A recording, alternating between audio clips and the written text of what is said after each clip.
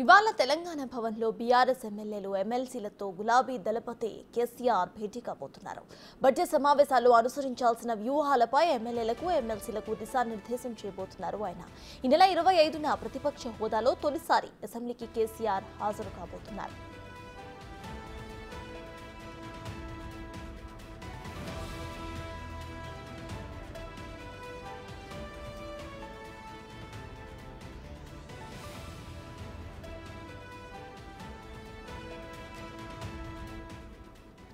ఇవాళ తెలంగాణ భవన్లో బీఆర్ఎస్ ఎమ్మెల్యేలు ఎమ్మెల్సీలతో గులాబీ దళపతి కేసీఆర్ భేటీ కాబోతున్నారు. బడ్జెట్ సమావేశాల్లో అనుసరించాల్సిన వ్యూహాలపై ఎమ్మెల్యేలకు ఎమ్మెల్సీలకు దిశానిర్దేశం చేయబోతున్నారు. ఈ నెల 25న ప్రతిపక్ష హోదాలో తొలిసారి అసెంబ్లీకి కేసీఆర్ హాజరు కాబోతున్నారు.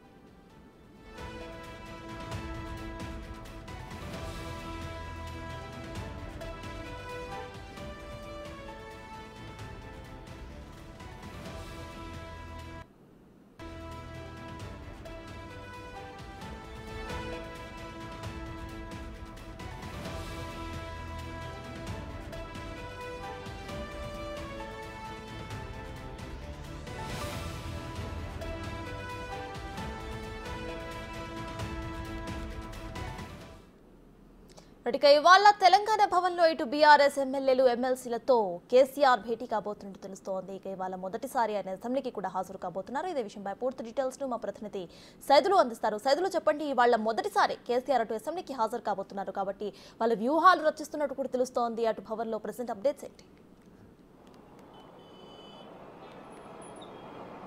సత్తాజ్ ఈరోజు మధ్యాహ్నం 1 గంట సమయంలో తెలంగాణ భవన్లో బీఆర్ఎస్ పార్టీ ఎమ్మెల్యేలు ఎమ్మెల్సీలతోటి కేసీఆర్ భేటీ కాబోతున్నారు. ఈ అసెంబ్లీ బడ్జెట్ సమావేశంలో బీఆర్ఎస్ పార్టీ అనుసరించాల్సిన వ్యూహం పైన ఎమ్మెల్యేలకు ఎమ్మెల్సీలకు దిశానిర్దేశం చేయబోతున్నారు కేసీఆర్. అంటే దీంతో పాటుగా ఈ నెల 25వ తారీఖు రోజు కేసీఆర్ ప్రతిపక్ష నేత హోదాలో తొలిసారి అసెంబ్లీ సమావేశాలకు హాజరవుతున్నారని చెప్పేసి కూడా బీఆర్ఎస్ పార్టీ వర్గాలు చెప్తున్నాయి. చూడాలి మరి ఇక కేసీఆర్ 25వ తారీఖు అసెంబ్లీ బడ్జెట్ సమావేశాలకు హాజరవుతారా లేదా అనేది కూడా కొంత సందిగ్ధత నెలకొందని చెప్పవచ్చు. ఇక మరి కాసేపట్లో ఇక్కడికి అసెంబ్లీకి ముందున్నటువంటి గన్ పార్క్ వద్దకు బీఆర్ఎస్ పార్టీ చెందినటువంటి ఎమ్మెల్యేలందరూ కూడా వస్తున్నారు. ఇక్కడ గన్ పార్క్ వద్ద నివాళులు అర్పించిన తర్వాత ఇక్కడ నుంచి నేరుగా అసెంబ్లీ హాల్లోకి వెళ్తున్నారు. ఇప్పటికే సుషాం బీఆర్ఎస్ పార్టీ చెందినటువంటి 10 మంది ఎమ్మెల్యేలు బీఆర్ఎస్ పార్టీకి రాజీనామా చేసి అధికార కాంగ్రెస్ పార్టీ వైపు వచ్చారు కాబట్టి ఉన్నటువంటి 38 మంది ఎమ్మెల్యేలు 10 మంది అధికార కాంగ్రెస్ పార్టీలోకి రాగా ఉన్నట్టు మిగిలిన 28 మంది ఎమ్మెల్యేలు కాసేపట్లో గన్ పార్క్ వద్ద చేరుకుంటారు. వీరితో పాటుగా కేటీఆర్ అధ్యక్షతన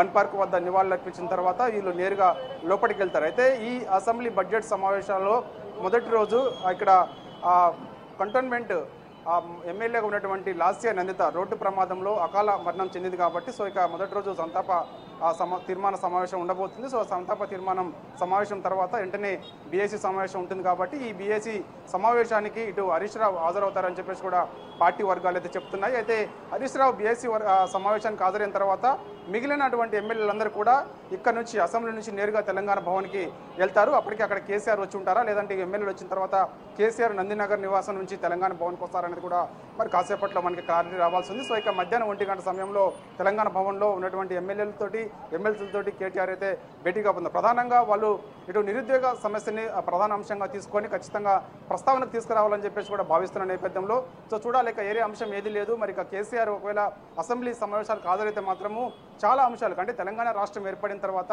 10 ఏళ్ల పాటు అధికారంలో ఉండి ఈ రాష్ట్ర ముఖ్యమంత్రిగా ఉన్నటువంటి కేసీఆర్ పైన అనేక అవినీతి ఆరోపణలు వస్తున్నాయి కాబట్టి ముఖ్యంగా కాళేశ్వరం పైన ఎక్కువ అవినీతి ఆరోపణలు వస్తున్నాయి.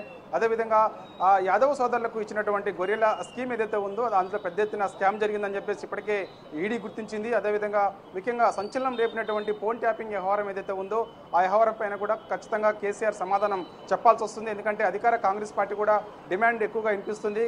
ఎందుకంటే జరిగినటువంటి కేసీఆర్ హయాంలో 9.5 ఏళ్ల పాటు జరిగినటువంటి అవినీతిని మొత్తాన్ని కూడా ఒక్కొక్కటిగా బయటకు తీస్తున్నారు కాబట్టి వీటన్నిటికీ కేసీఆర్ మరి అసెంబ్లీకి హాజరైన తర్వాత సమాధానం చెప్తారా లేదన్నది కూడా కొంత ఉత్కంఠగా నెలకొందని చెప్పవచ్చు.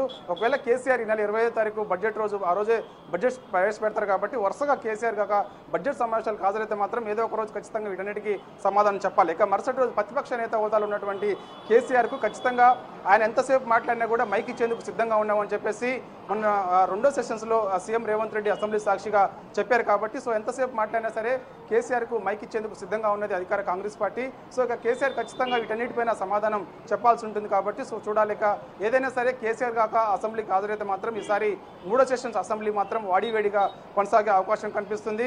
మరోవైపు పార్టీ ఫిర్యాదులకు సంబంధించి కూడా ఎక్కువగా ఖచ్చితంగా వాకౌట్ చేసే దిశగా బీఆర్ఎస్ పార్టీ అడుగులేస్తుంది. ఎందుకంటే బీఆర్ఎస్ పార్టీ చెందినటువంటి 10 మంది ఎమ్మెల్యేలు అధికార కాంగ్రెస్ పార్టీకి వచ్చారు కాబట్టి గతంలో స్పీకర్ని కలిసి ఫిర్యాదు చేసినా కూడా వారిపైన ఎటువంటి చర్యలు తీసుకోలేదని చెప్పేసి కూడా చెప్తున్నారు కాబట్టి సో ఖచ్చితంగా దానిపైన కూడా అసెంబ్లీలో కొంత వాకౌట్ చేసే అవకాశం అయితే కనిపిస్తుంది. ఉన్నటువంటి 28 మంది ఎమ్మెల్యేలు ఎవరైతే ఇప్పుడు కొంతమంది ఇప్పటికే పెద్ద ఎత్తున కొంతమంది పార్టీ గ్రేటర్ హైదరాబాద్ చెందినటువంటి ఎమ్మెల్యేలందరూ కూడా పార్టీ మారుతారని చెప్పేసి కూడా వార్తలు వచ్చాయి కాబట్టి సో చూడాలిక ఇప్పుడు ఈ రోజు అసెంబ్లీకి హాజరైన తర్వాత ఏ ఎమ్మెల్యేలు ఎవరు మాట్లాడతారన్నది కూడా కొంత ఆసక్తిగా మారిందని చెప్పవచ్చు. సో సర్తాజ్ కాసేపట్లో ఇక్కడ గన్ పార్క్ వద్దకు ఇటు ఎమ్మెల్యేలు బీఆర్ఎస్ పార్టీ ఎమ్మెల్యేలు ఇప్పుడే ఒక్కొక్కరుగా చేరుకున్నారు. కొద్దిసేపటి క్రితమే ఏముల ప్రశాంత్ రెడ్డి బాల్కొండ ఎమ్మెల్యేగా ఉన్నటువంటి ఏముల ప్రశాంత్ రెడ్డి కూడా వచ్చారు. అదేవిధంగా సంగారెడ్డి ఎమ్మెల్యేగా ఉన్నటువంటి చింతా ప్రభాకర్ కూడా ఇక్కడ చేరుకున్నారు. మరి కాసేపట్లో బీఆర్ఎస్ పార్టీ చెందినటువంటి 28 మంది ఎమ్మెల్యేలందరూ కూడా గన్ పార్క్ చేరుకొని ఇక్కడ నివాళులర్పించిన తర్వాత నేరుగా అసెంబ్లీ హాల్లోకి వెళ్తారు. సర్తాజ్.